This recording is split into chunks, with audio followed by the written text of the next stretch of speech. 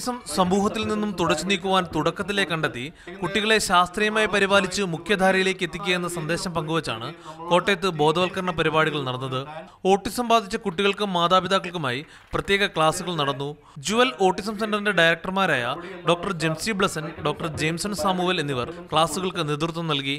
ഇതിലൂടെ ഞങ്ങൾ മെയിൻലി ഉദ്ദേശിച്ച ഒരു മെസ്സേജ് എന്ന് പറഞ്ഞാൽ ഓട്ടിസം കുട്ടികൾ അൺട്രീറ്റഡ് ആയിട്ട് പോകരുത്. അതായത് ഏർലി ഇൻ്റർവെൻഷൻ സ്റ്റേജ് 0 to 3 ഇയേഴ്സിനുള്ളിൽ കറക്റ്റ് ഇൻ്റർവെൻഷൻ പ്രോഗ്രാം കുഞ്ഞിന് കൊടുത്താൽ ഏത് ഓട്ടിസം കുട്ടിയെയും നോർമൽ സ്ട്രീമിലേക്ക് കൊണ്ടുവരാൻ പറ്റും.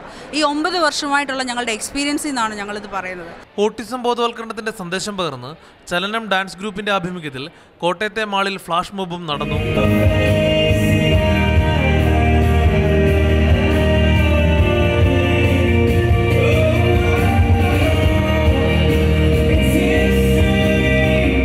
ഓട്ടിസം ബോധവൽക്കരണത്തിനായി ഐക്യരാഷ്ട്ര സംഘടനയുടെ നിർദ്ദേശപ്രകാരം നീല വെളിച്ചം പ്രകാശിപ്പിച്ചാണ് കോട്ടയത്തും പരിപാടികൾ സംഘടിപ്പിച്ചത്. മാതൃഭൂമി ന്യൂസ്, കോട്ടയം.